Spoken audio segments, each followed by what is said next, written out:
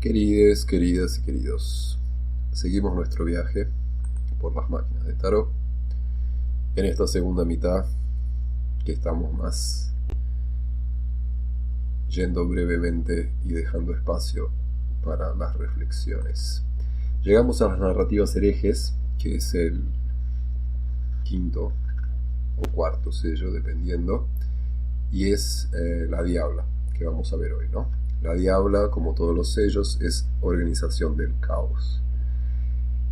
La Diabla en la blanco y negro es una figura que, como los sellos nos remiten, trabaja con la animalidad, con la humanidad y con la tecnología. Entonces, al contrario de la esfinge, tiene el cuerpo humano, tiene la cabeza animal y se sienta en la tecnología, ¿no? Tiene la tecnología en la parte más baja vibracionalmente, o en el chakra sexual, o ¿no? Como lo queramos, en el sexo, ¿no? Se sienta con la cola en la tecnología. Y esa tecnología es el boombox, que es una tecnología que fue puesta en boga por su bajo costo y su alto impacto sonoro, al contrario del Walkman, que también trabaja con la cinta cassette. Esta es de difusión, ¿no?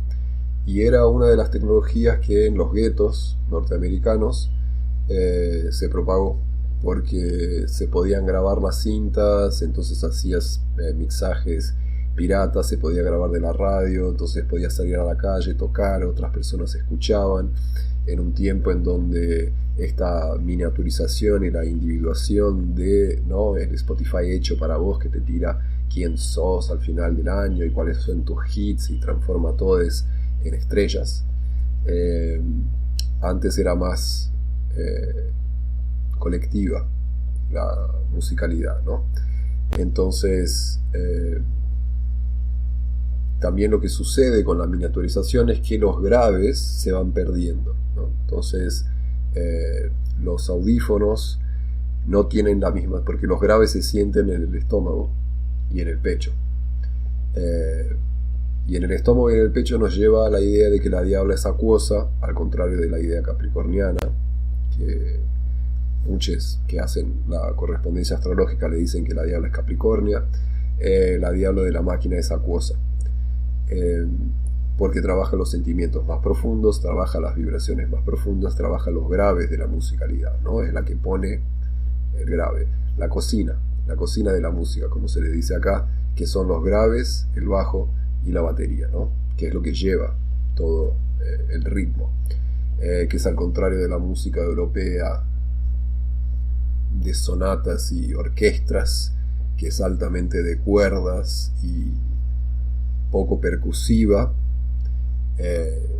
Entonces hay una música repetitiva, de cánticos, de tribalismos, de ancestralidades compartidas por todos, que todos venimos de África, en ese grave, en esas vibraciones bajas. Y yo digo vibraciones bajas y no me refiero a las vibraciones bajas de la New Age, me refiero a las vibraciones de baja frecuencia que corresponden a los graves, que llevan la música sin que se escuche por los oídos, sino que se siente con el cuerpo, ¿sí? Por eso que los graves se ponen abajo y los agudos se ponen arriba y los medios en el medio. Hay una verticalidad para el sonido y cómo las fiestas se edifican de esa forma. Y la Diabla, sentada en esa tecnología del boombox que nos remite a los guetos, nos remite a lo prohibido, a lo criminalizado por el Estado y las fiestas criminalizadas hasta hoy en día, la cierta musicalidad en Brasil, por ejemplo, los bailes funks, o en Argentina como el reggaetón o el trap, o lo que viene de las periferias como identidad musical, y es criminalizada o mal vista, ¿no?, demonizada. Tiene también la relación con las drogas y las tabas, ¿no? Tiene un árbol de ganja atrás suyo y está fumando un faso importante, ¿no? Tiene una teta para afuera y otra teta para adentro, entonces se esconde ciertas cosas. Ahora no es un juego como lo hacían les maestres o como hacía la Libraes, ¿no?, de mostrar medio cuerpo. Ella te muestra que te está escondiendo las cosas. Entonces tiene una cierta verdad en afirmar que no te está mostrando todo. Las apariencias engañan, ¿no? Entonces no confíes tanto en tu visión, hay que confiar más en lo que estás sintiendo, ¿no? Y eso nos lleva un poco a la idea de la toxicidad que la Diabla maneja. En ese sentido, la Diabla es gran liberadora porque nos pide que no escuchemos las narrativas. Nos pide que no nos fijemos tanto en lo que estamos viendo y imaginando, sino que cómo se siente todo esto, ¿no? Y que eso sea un poco más guía de por dónde ir en el sentido de una emancipación, porque la Diabla es la gran emancipadora, dependiendo, ¿no?, de a dónde caemos. Si pensamos que vamos a los cielos, la Diabla obviamente es contrincante. Y la Diabla, o el Diablo, tradicionalmente, tiene ese papel de ser la contrincante, la que hace la oposición. Pero en una mitología monoteísta judeo-cristiana, la figura de Satán, o Satanás, o el Diablo, ocupaba el lugar de vuelta para llevar la libraez, de quien hace de promotor de justicia, tomando el punto o de defensa o de ataque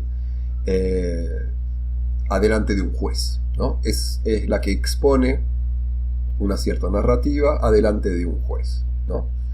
Normalmente haciendo de oposición.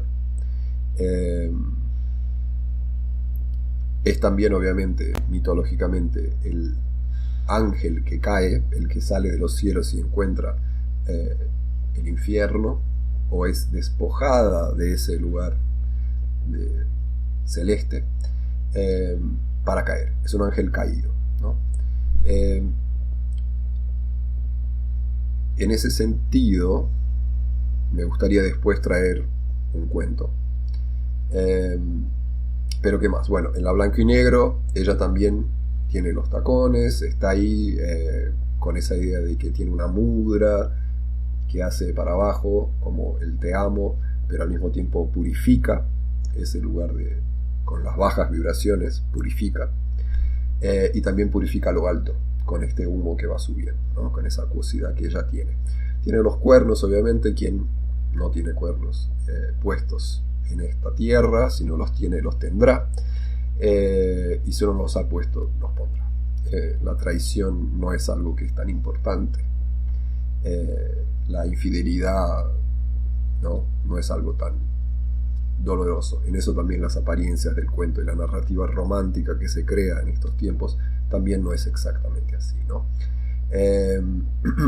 Si estamos hablando de lo más profundo, entonces también lo que estamos viendo es que había nombrado que en la línea de las herencias estamos saliendo de adentro hacia afuera, y la línea social nos pone de abajo hacia arriba, ¿no? Como una escalera social, una pirámide social y una llegada al mundo, y estamos yendo exteriormente, ¿no?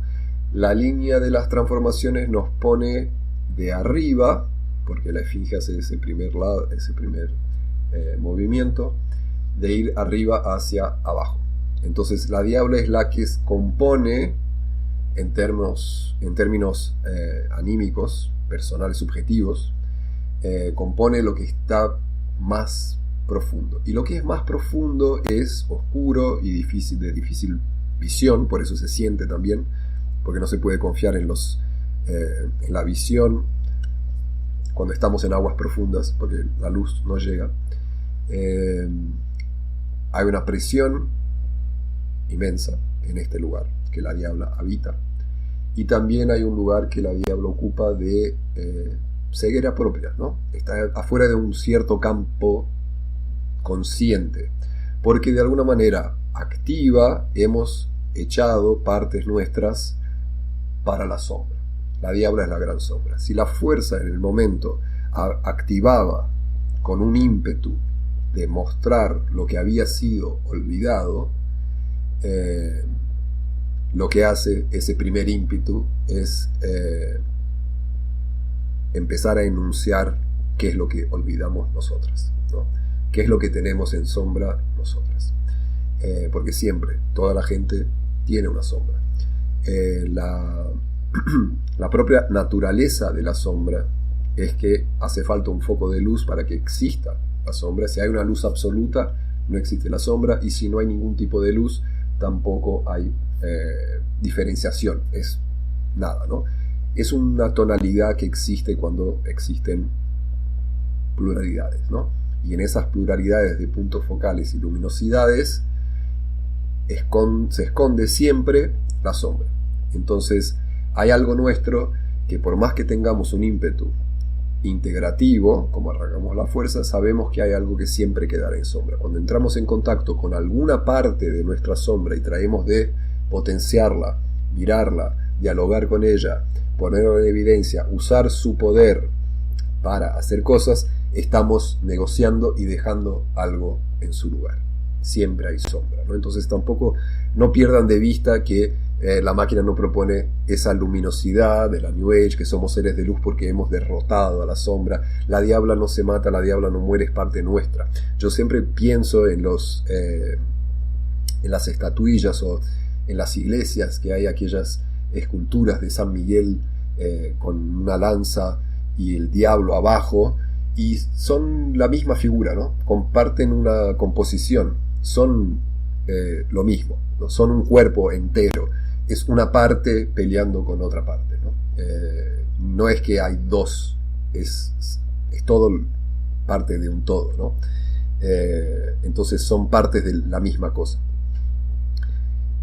Entonces no hay como extinguir, ¿no? Y ese ímpetu genocida que hemos tocado en otros lugares es justamente esa demonización y porque el proceso de deshumanización que hemos visto en el comienzo de la línea de las transformaciones termina en la demonización, ¿no? Entonces el deshumanizar es un primer paso para llegar a la demonización. Entonces primero la gente, no es humana, entonces no merece derechos, hasta que después son menos que eso, son un peligro a nuestro proceso civilizatorio, son demonios, son diablas que necesitan combate y necesitan exterminio, ¿no?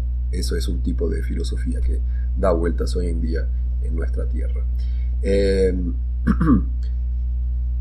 Esta primera visión de la diabla, si se quiere decir así, no trae algunos detalles que a mí me gustan, que después lo veremos en la máquina polar. Bien, las narrativas que se construyen a través de la demonización de otredades externas, siempre, obviamente, cargan consigo la semilla de la autodestrucción.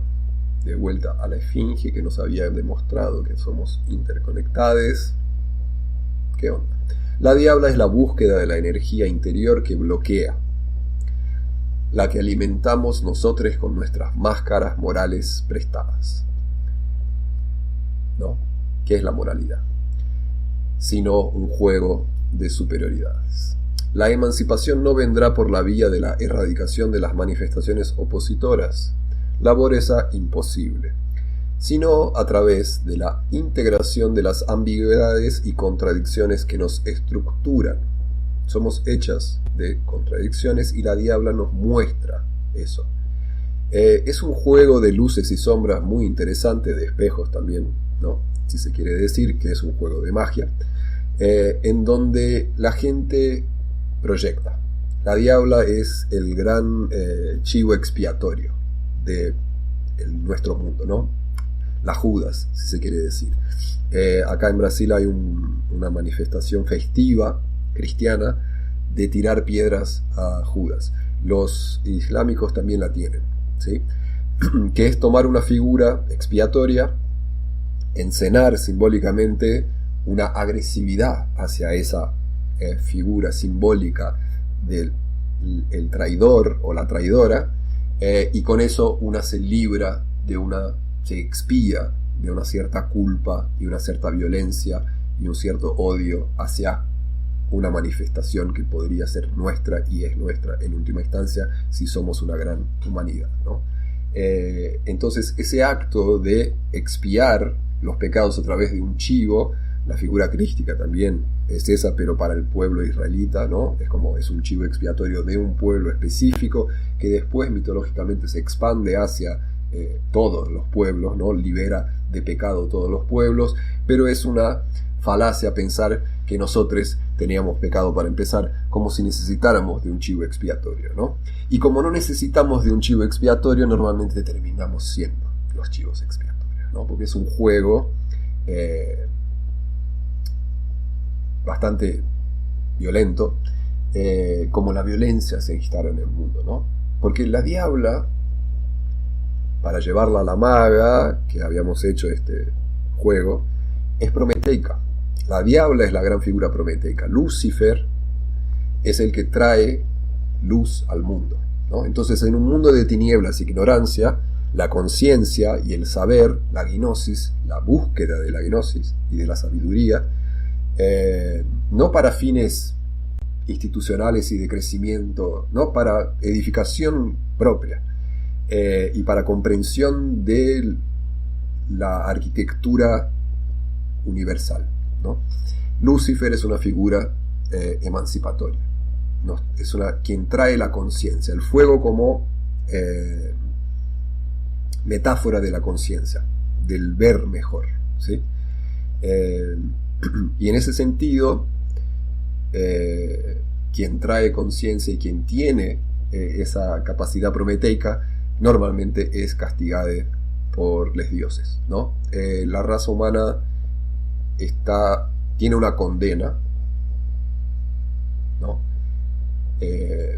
Y eso no creo que sea pecado, es una realidad que se puede tomar como esa, ¿no? Estamos en un campo material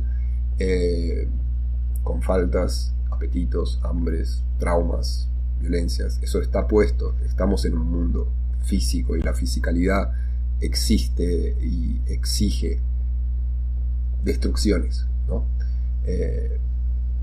Y partos y muertes y fermentaciones. Es la materialidad que permite esas cosas.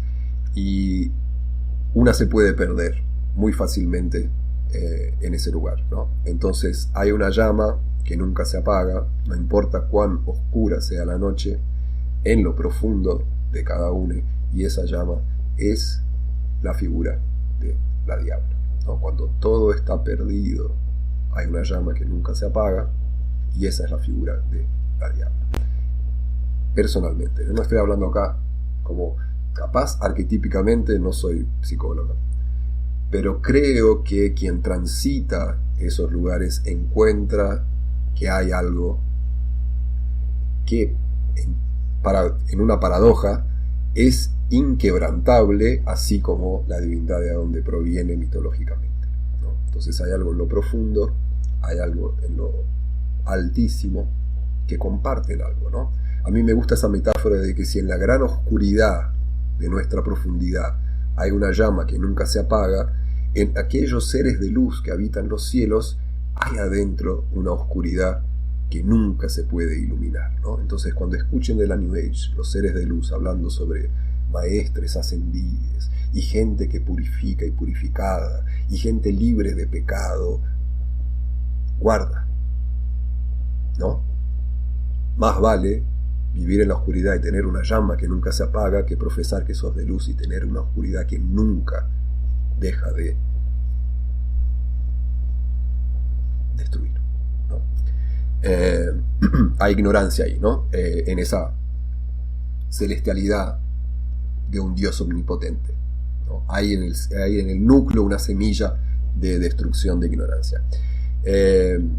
Y eso es conocimiento que solo se llega con esa inversión mística que existe en el colgado. Entonces, para que entendamos las profundidades como el campo de acción de la verdadera transformación y la emancipación humana, tenemos que caer. Tenemos que cruzar ese abismo. Tenemos que cruzar ese abismo que la fuerza arranca, el colgado nos pone en posición, la muerte nos materializa y la yuca nos limpia para que podamos ver la diabla en la profundidad, que es la que nos profesa cierta sabiduría inversa. No lo que el mundo profesa en su gran mayoría, lo que se esconde adentro nuestro, lo que siempre estuvo ahí y no sabíamos que estaba ahí, ¿no? Gnosis.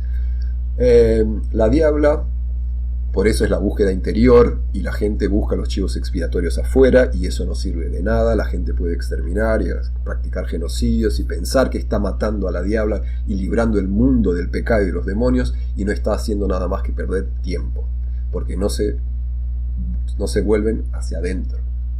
Están siempre buscando a la diabla o al diablo, a lo que sea, afuera. Y no existe ningún diablo afuera, no existe. Como no existe ningún Dios afuera tampoco, ¿no? Está adentro.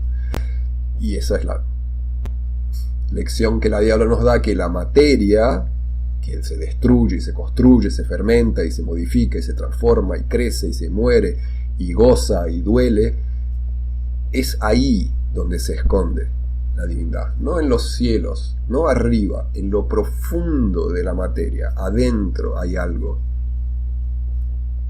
de la divinidad, que es muy pilla y se esconde como niña, de vuelta a la maga, para jugar. La buscarán por todos lados. Uy, me acordé de una, ¿no?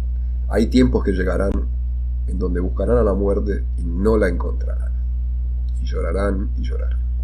La emancipación no vendrá por la vía de la erradicación de las manifestaciones opositoras, labores imposible, sino a través de la integración de las ambigüedades y contradicciones que nos estructuran, en la posibilidad de integrar lo que es integrable y saber que esto no es un lugar de llegada, de vuelta. En la línea de la transformación tenemos que saber que nada llega, no hay un lugar de llegada en la transformación, si hay un lugar de llegada es la 13, que es central, que es la muerte. Alguna vez vamos a dejar este campo.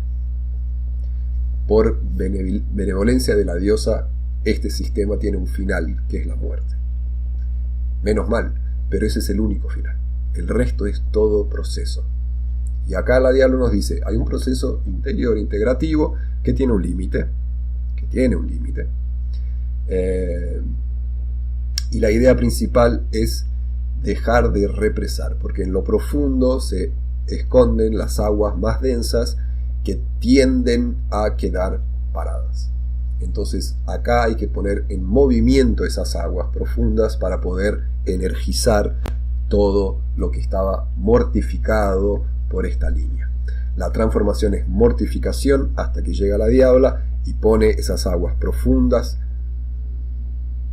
en movimiento. La diabla en ese sentido nunca llega a trabajar con los prohibicionismos, los abolicionismos, las guerras externas.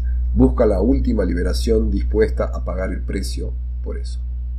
Porque la diabla de la máquina colorida, que nos mira mucho más contenta, está chocha, ¿no? Tiene más alas, es más nocturna, vampírica, si se quiere decir, o brujería. Tiene un boombox dorado, trabaja la materialidad, tiene la cola de la esfinge, entonces es una amálgama que tiene la cola de animal, la cabeza de animal, el cuerpo de mujer, las tetas puestas, los tacos. El boombox nos tira ojos de rayo láser, nos penetra. Las alturas y lo profundo, capaz eso capricorniana. La diabla también sabe que la libertad y la emancipación y la autonomía y la autodeterminación tienen un precio.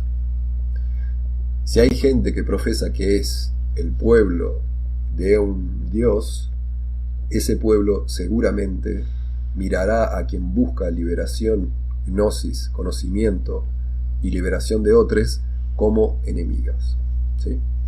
Y hay que pagar un precio por pararse en un lugar en donde uno busca emancipar, liberar y generar autonomía y autodeterminación, ¿no?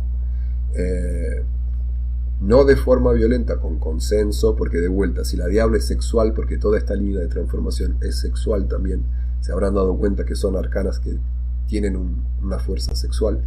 La diabla en esa toxicidad nos dice que no confiemos en contratos que no están dichos. Entonces hay que trabajar como un acuerdo entre pares adultas o más no hace falta que sea un par, pero entre gentes adultas, capaces, conscientes, de común acuerdo, en sintonía y en contratos expresos, ¿no? Nuestra sociedad toma mucho como que hay contratos no dichos, y eso a mí me molesta mucho, ¿no? Capaz soy un poco autista en eso, es como, no me gustan las cosas que no están profesadas. Hay mucha violencia en lo que no se dice, en los contratos que no se profesan. Me gusta esto. ¿Sos capaz de suplirme de eso? No. Entonces veamos qué podemos hacer, ¿no? No tomar la sexualidad como algo que está conocido y dicho. Y esto va a ser breve en el texto, porque acá se termina. La diabla de la blanco y negro pierde los tacos, como la lunar los pierde. Y las cadenas, ¿no? Esta ya está libre de cadenas. El rayo de las alas ya está anunciando a la torre. Y la ganja con la guerra a las drogas, los prohibicionismos. Y después veremos otra posición abolicionista, ¿no? De vuelta, es difícil pensar en nuestros tiempos que la gente adulta tiene que tener el derecho a la experimentación con las drogas cualquiera sean, y que como sociedad tenemos que tener la capacidad de entender que eso hace parte de un sistema de libre elección.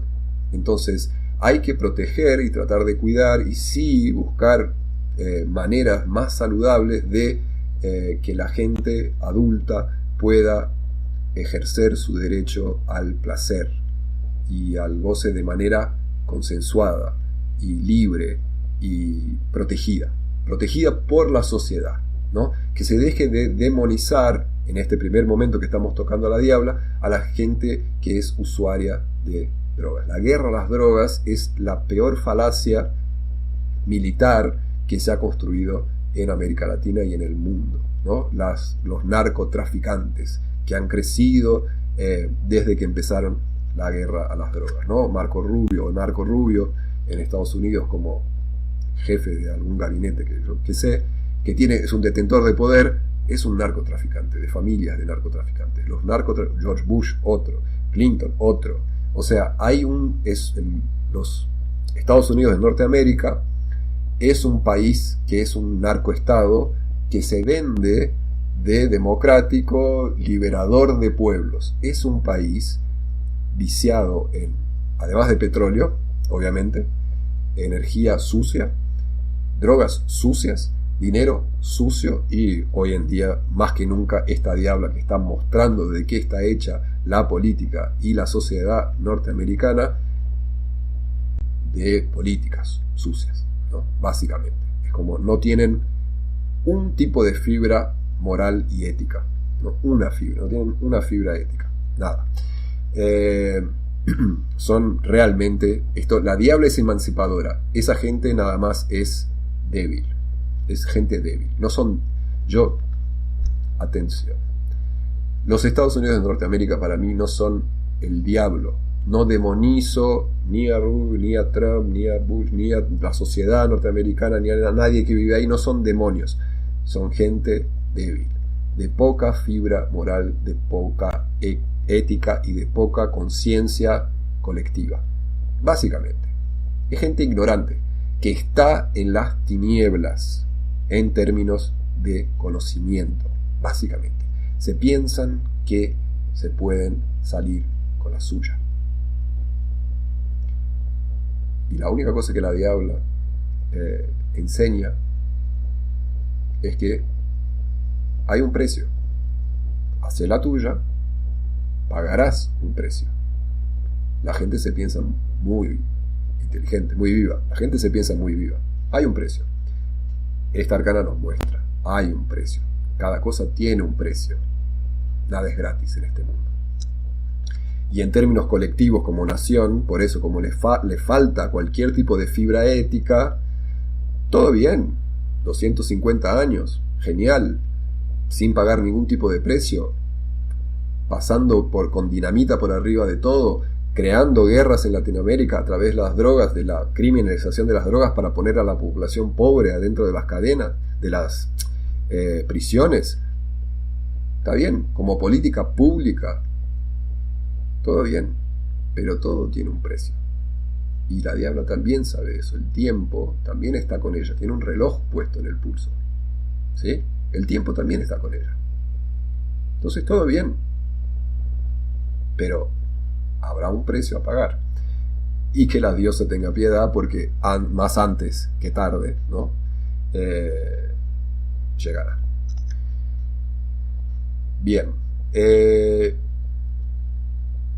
Un cuento, les quería contar un cuento, que esto yo lo cuento lo hacía en mi primer taller y me encanta porque tenía un amigo que me inició en Borges. Yo no conocía mucho a Borges, soy mucho de leer teorías, ¿no? Como se habrán dado cuenta, y las ficciones medio que las tomo de las películas, y entonces empecé a leer a Borges y hay un cuento que se llama Los Tres Judas, me parece, que tiene una parábola bastante interesante que me hizo una conexión con algo que yo cuando estaba de novia con una chica acá en San Pablo, que vivía en Brasil, estábamos mudándonos a Brasil, vivimos allá un tiempo, y ella venía para San Pablo en avión y estaba en el aeropuerto yo escuchando la radio, y había un sermón, porque yo siempre escucho de todo, y había un pastor de una iglesia que no tengo idea de qué era, pero estaba en la radio tocando, y yo fumaba mucho faso en aquella época, ahora ya no más porque no todo tiene un precio. Yo abusé de las drogas, entonces eso es lo que yo digo con la gente adulta tiene que aprender a regularse a través de la posibilidad de cruzar líneas sin estar lastimando a otros, ¿no? El autoconocimiento y tus propios límites tienen que estar a vista, y a veces solo se ven cuando uno cruza esos límites, ¿no? Entonces yo crucé límites con el faso, pagué un precio, entonces hoy en día no puedo estar fumando como fumaba anteriormente, que era básicamente el día entero. Y estaba escuchando una radio y había un sermón de un pastor que decía que la figura de Jefferson es una figura alquímica, parafraseando porque hace muchos años, no me acuerdo, que esa idea de que hay un ángel que está expulsado del paraíso y cae a los infiernos es una figura alquímica de alguien que empieza pensando que la moralidad es algo superior, pierde su lugar y tiene que descender hasta lo más bajo, en donde hay una llama que es alquímica, un fuego que va quemando y hace con que sus aguas empiecen a entrar en ebullición, y esa ebullición de las aguas empieza a elevarlo nuevamente, ¿no? Y en ese camino, en donde hay un ángel que cae hacia los infiernos y empieza a subir de vuelta de lo más bajo hacia las alturas, transita por la tierra, y ese ángel es Jefferson o Jesús. Entonces el hijo preferido, el ángel más bello, Lucifer, el que ilumina todo y los cielos, cae, pierde la gracia de su padre, como un cuento familiar, ¿no? Pierde la gracia de su padre, transita los infiernos, empieza a subir, pasa por la tierra con lo que ha aprendido en lo profundo, no en el cielo. En el cielo aprendió sobre la expulsión. En lo profundo aprendió sobre la aceptación y el perdón. Y al transitar ese perdón, esa figura de Jefferson pasa por la tierra, enseña sobre el perdón y el amor al próximo y la gran humanidad que somos, y asciende nuevamente a los cielos.